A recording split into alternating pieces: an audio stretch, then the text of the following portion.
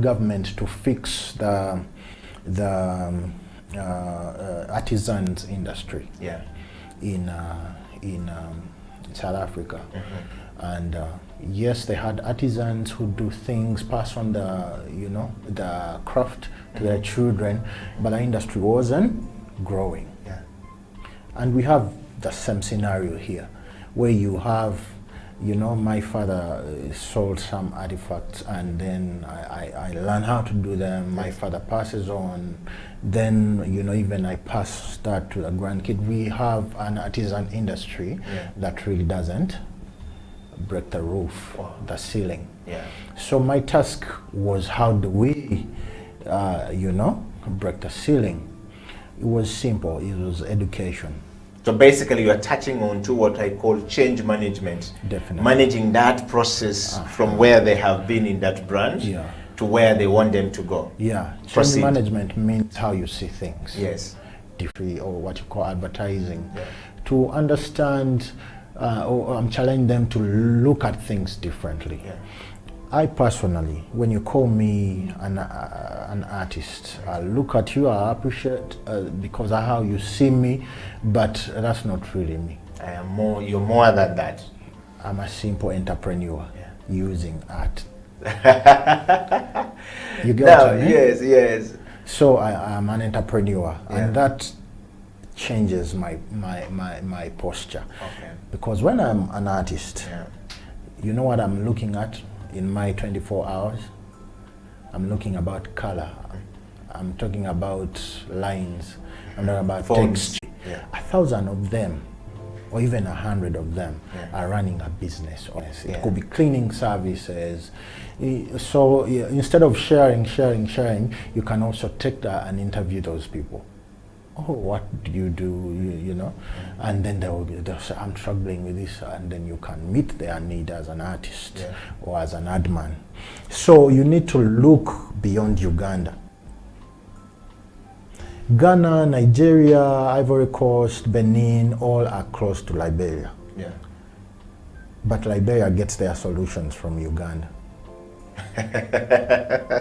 But you can't say that I'm the most brilliant. But probably I was the most engaging. That you are able to take the initiative to reach out to them, see where the gaps are, and tell them, look, I think I can provide solution to this process. And there the transformation will definitely come. So I had to go to YouTube, see Monrovia, how it looks. Then I look at the signpost, the details, and then I'm like, they need something, a campaign to help them clean their city. When I talk to the VP on WhatsApp, she says, please come and help. Because I talked to her heart. I talked where the need is situated, is located. And then I looked at their different kind of branding, and I gave her 5 points, and she said, please come, you're even late. Come and help. When someone says come and help, it's not like they are doing your services, because it's about insights.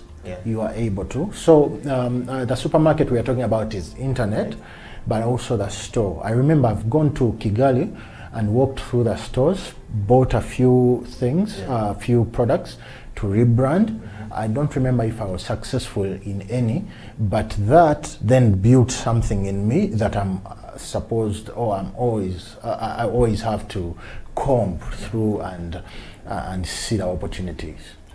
So that created a foundation. And I remember I was leaving a job. I left a job. The first thing I got to was a bus to Kigali. And I'm like, if I'm not successful at home, I'm going to be successful in my neighbor's country. So I got to Kigali, and I got a room to sleep. The next morning I walked through. I didn't get business, I remember. I designed, sent to the guys, probably I didn't get replies. But it created a foundation of how I do my things. Well, it is said that exposure is very key in developing a person and leading the person to the next level in their life.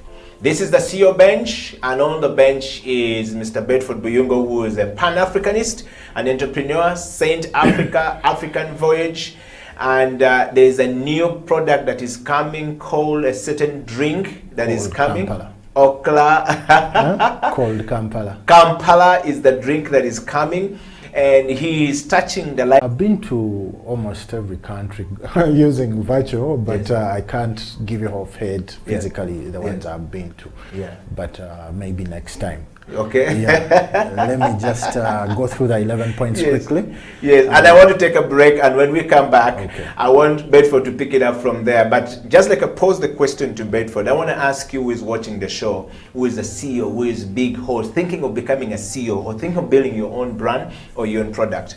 How many countries have you been in Africa so far? It will shape the way you think and the way you do things. Share with us your experience. We'll be right back after break. This is the CEO Bench.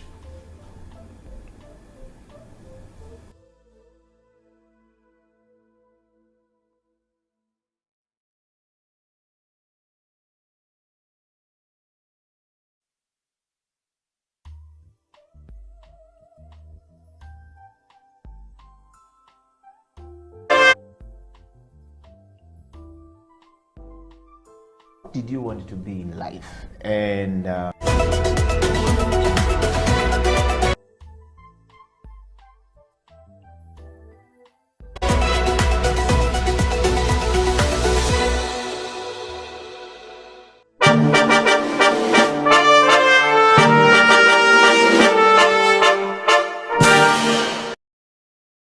It's a CEO bench, so usually people want to assume that all CEOs are overlearned and stuff like that. So I will change the script this time around. I consider myself a certified hustler. if I'm looking to know who you are you Ugandan? If yes, what are the values that define you as Ugandan?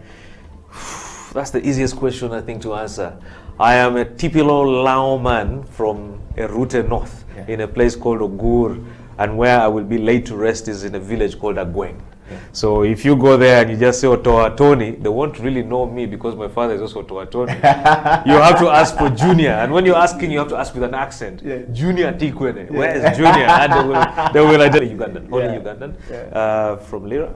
I pride myself from being from Lira. Earlier on, I was joking and saying I'm the coolest Lago south of Karuma. When you cross Karuma, there are so many. But when you're down the south after Karuma, I think I'm number one. Wow. Well, now that you know Tonyo Toa is Ugandan, and of course, what are the values that define you as a Ugandan? I think it's the love for country, love for nation. You know, truth be told, the country is in a lot of, it's a crisis. Leadership crisis, economic crisis, social crisis.